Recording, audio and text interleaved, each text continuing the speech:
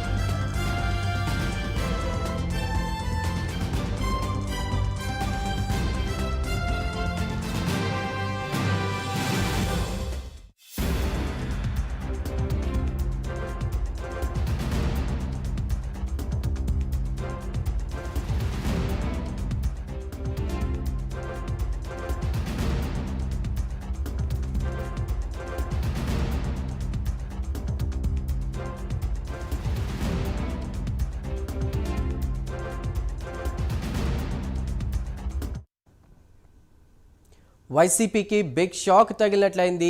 ఇక మోపిదేవి వెంకటరమణ తన పదవితో పాటు ఆ పార్టీ ప్రాథమిక సభ్యత్వానికి కూడా రాజీనామా చేశారు. ప్రస్తుతం ఆయన తెలుగుదేశం పార్టీలో జాయిన్ అవుతున్నట్టు తెలుస్తోంది. పూర్తి సమాచారాన్ని మా ప్రతినిధి రవికృష్ణ అందిస్తారు. రవికృష్ణ, చందు, వైసీపీ పార్టీకి మాత్రం ఇది చాలా కోలుకోలేనటువంటి దెబ్బగా కూడా పరిగణించాల్సిన పరిస్థితి ఏర్పడిందని చెప్పుకోవాలి. ప్రధానంగా కూడా ఎవరైతే జగన్తో అత్యంత సన్నిహితంగా ఉన్నటువంటి మోపిదేవి వెంకటరమణ ఉన్నారో ఆయన కూడా పార్టీని వేయటంతో ఒక్కసారిగా కూడా వైసీపీకి సంబంధించిన క్యాడర్ ఏదైతే ఉందో వాళ్ళందరూ కూడా పార్టీలో ఏం జరుగుతుంది, అసలు పార్టీ పరిస్థితి ఏంటి అనేది ఆలోచించేటువంటి పరిస్థితిలోకి అయితే వాళ్ళు వెళ్ళిపోయారు.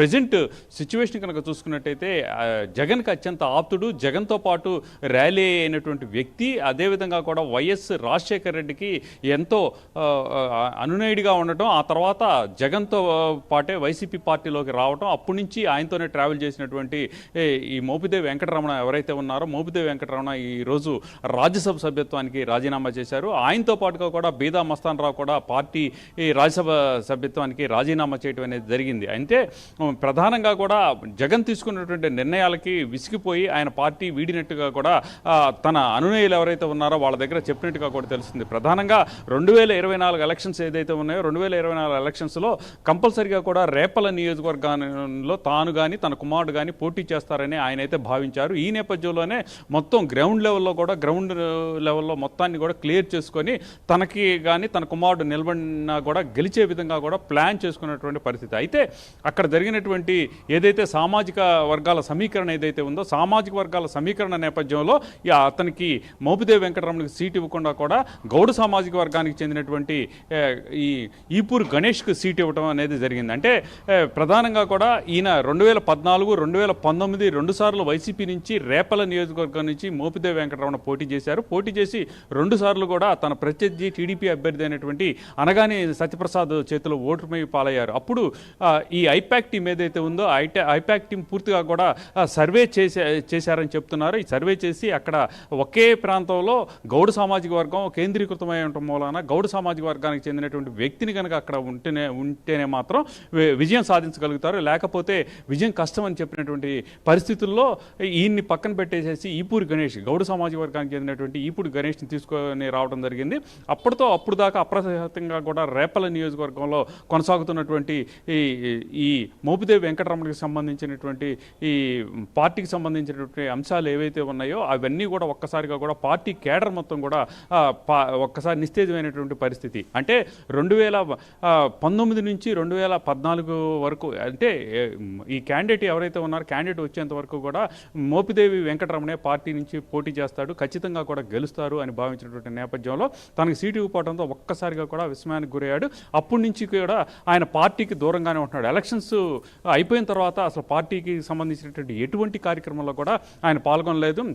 ప్రధానంగా కూడా ఆయన ఏంటంటే ఆయన కుమారుడైనటువంటి మోపిదేవి రాజువుకి సంబంధించి ఆ రాజువుని 2014లో అక్కడ రేపల నుంచి పోటీ చేయించాలని అయితే భావించాడు. అటువంటి నేపథ్యంలో ఇటువంటి ఘటనలు జరిగేటప్పటికి ఒక్కసారిగా కూడా ఆయన పార్టీకి దూరమయ్యేటటువంటి పరిస్థితి.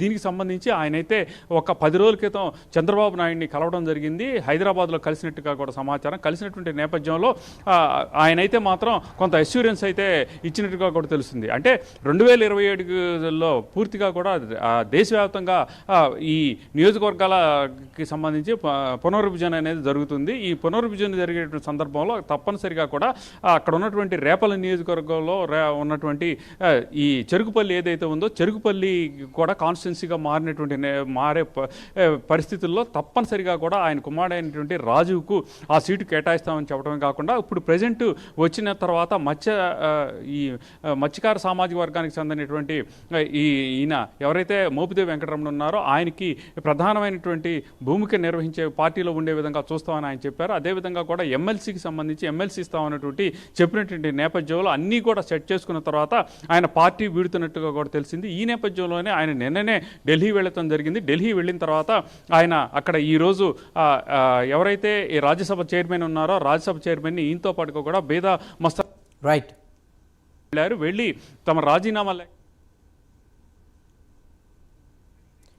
Thank you Ravikrishna.